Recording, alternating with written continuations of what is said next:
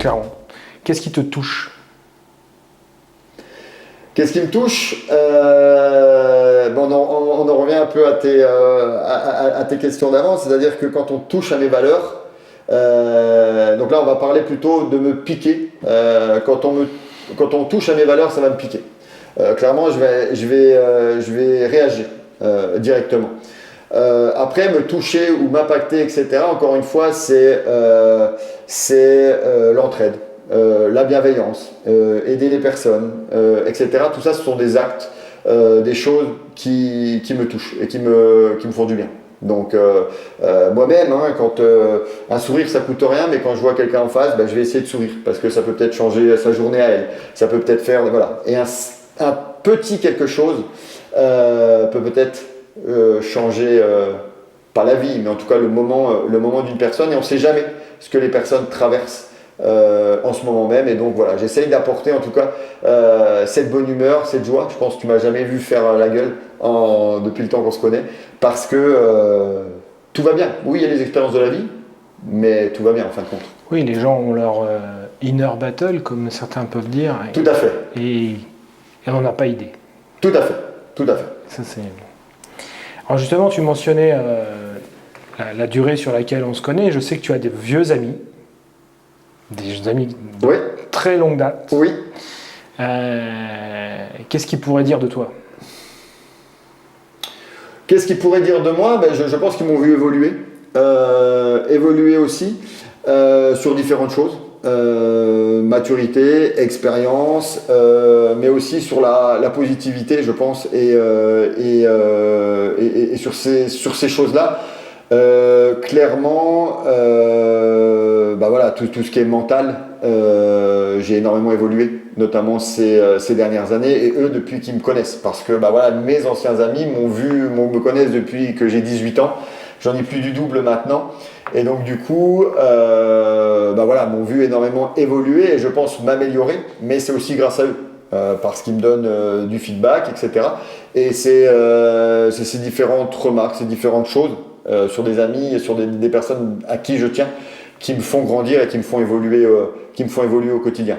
Mais clairement, maintenant, le mental que j'ai, la positivité que j'ai, je ne l'avais peut-être pas à 18-20 ans. Parce qu'on n'avait pas autant d'expérience, parce que ci, parce que ça. Et même cette notion de leadership, management, que je n'avais pas du tout à 18 ans, voilà, c'est quelque chose de nouveau. Donc... C'est qui Antoine? Alors moi, je suis... voilà, bonne question. Tu me connais mieux que moi, j'aime pas me décrire, j'aime pas parler de moi. Mais voilà, je suis... en tout cas, je suis à cette heure-ci. Je suis quelqu'un qui suis content de qui je suis. Aussi bien point de vue mental, physique, que ce que j'arrive à transmettre aux autres, transmettre à mes enfants, transmettre à mes clients. Je suis content, un transmetteur. Voilà, je suis content de la version de l'Antoine actuel et que je dois entretenir, etc. Et ça, encore une fois, par différents feedbacks, que ce soit de mes équipes, que ce soit de mes clients, que ce soit d'amis. Voilà. Antoine sera toujours quelqu'un de positif, d'énergique. Non, c'est pas un jeu que je joue. C'est parce que même si tout n'est pas rose, je vais voir au-delà des imperfections et je vais avancer, j'ai pas le droit de me plaindre. Et la vie, c'est aussi ça. Donc Antoine, voilà, c'est quelqu'un de positif, énergique et qui aura toujours le sourire. Justement, tu mets en avant à juste titre cette positivité, cette énergie. Oui. Est-ce que tu arrives à adapter la manière de la transmettre ? J'arrive à adapter la manière de la transmettre, oui. Et parfois même, il y a des personnes qui ne sont pas réceptives. Donc, en fin de compte, hein, et là je parle plutôt du monde professionnel, c'est suivant chaque type de personnalité. Il y a des personnalités qui vont plutôt être comme la mienne, plutôt impactant, etc., ou proche du manager, etc. Et je sais comment interagir. J'ai des personnes aussi qui seront un peu plus éloignées, que je respecte totalement. Et donc je vais interagir différemment, notamment sur cette notion de positivité. Et quand je vois les personnes réceptives, je vais continuer. Par contre, quand je vois les personnes qui ne le sont pas, je vais arrêter parce que ça peut être casse-pied quand la personne est dans son petit périmètre et se dit ça va pas, et que quelqu'un dit mais si ça va, arrête de te plaindre, etc. Ça peut être encore plus casse-pied que lui faire du bien.